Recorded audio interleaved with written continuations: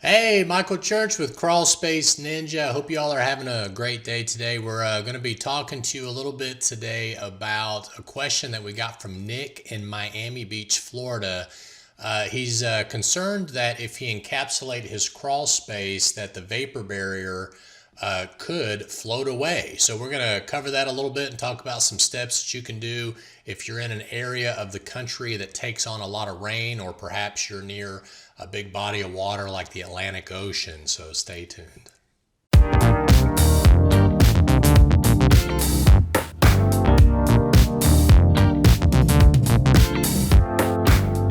All right, so if you're new to Crawl Space Ninja, we talk about everything related to basements, attics, crawl spaces, and ductwork to improve the indoor air quality of your home and stop all that water and high humidity from infiltrating your house. So I hope you'll subscribe to our channel and ring that notifications bell. Okay, so I'm going to read what Nick sent us, but by the way, if you all are interested in sending us questions or comments or would like to be a guest on our Crawl Space Ninja YouTube channel to discuss your crawl space, if you go to crawlspaceninja.com and click on the More tab right here, you can go down to the Ask a Ninja link, and that'll give you an opportunity to send us some information about you and also to send us pictures so that we can see what that's all about. Nick did not, unfortunately, share any pictures with us, but just want to go ahead and get into what he was asking. And basically what he wrote was, is it possible to have so much groundwater that it floats away your vapor barrier? I live in Miami Beach and want to encapsulate, but I'm concerned that one day with a king tide after a heavy rain or a massive hurricane, I'll get water either rising up through the ground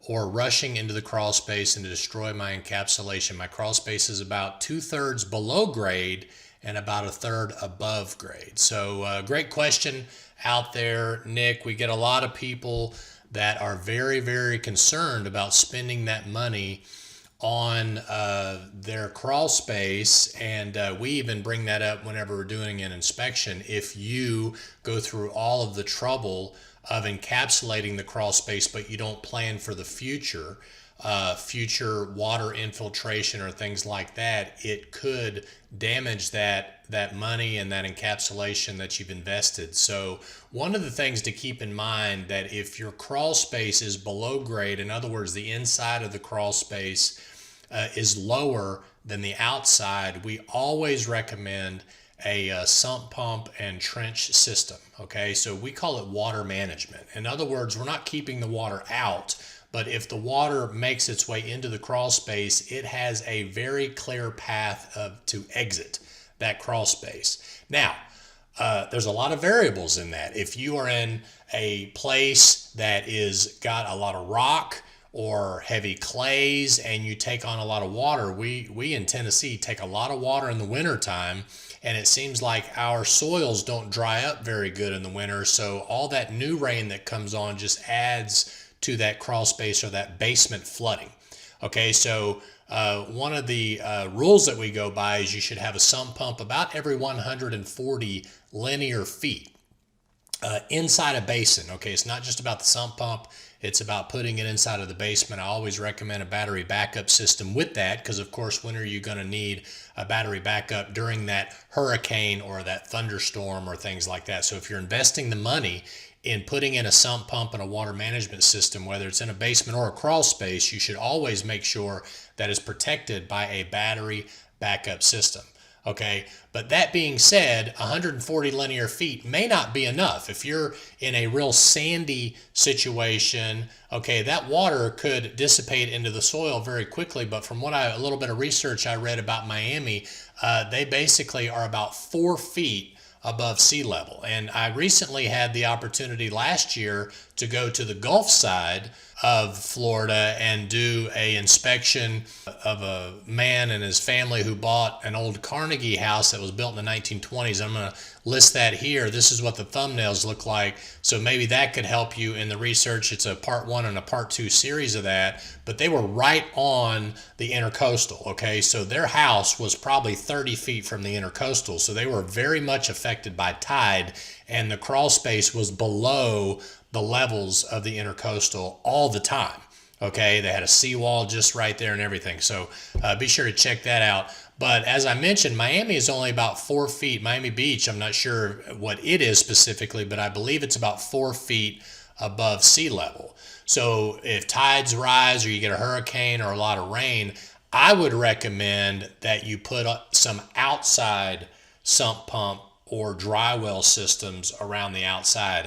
And I clicked over to the ndspro.com website. This is a great resource tool for contractors and for homeowners to kind of plan that situation out. What this does is you click on a couple of links and it brings you to this home drainage center.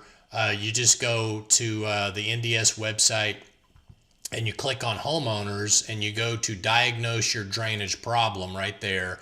And then it brings up this. And what you got here is you got a neighbor that's got a lot of their rain coming at you and you've got pooling outside. So imagine this is your home in Miami Beach.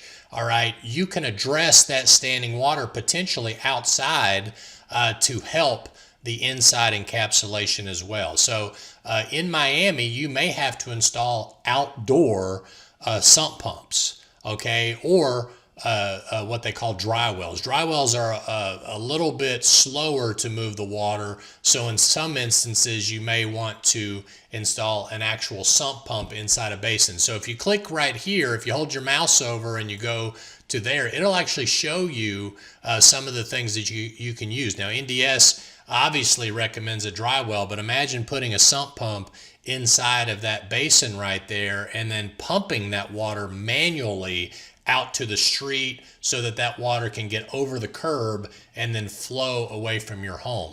Okay, so they got different capacity levels, high, medium, and low. Okay, this would be more of a low capacity, but I certainly encourage you to check out this website. One of the other things that I thought was cool is if you need to direct or take care of the water that you have coming off of your neighbor, it also talks about that.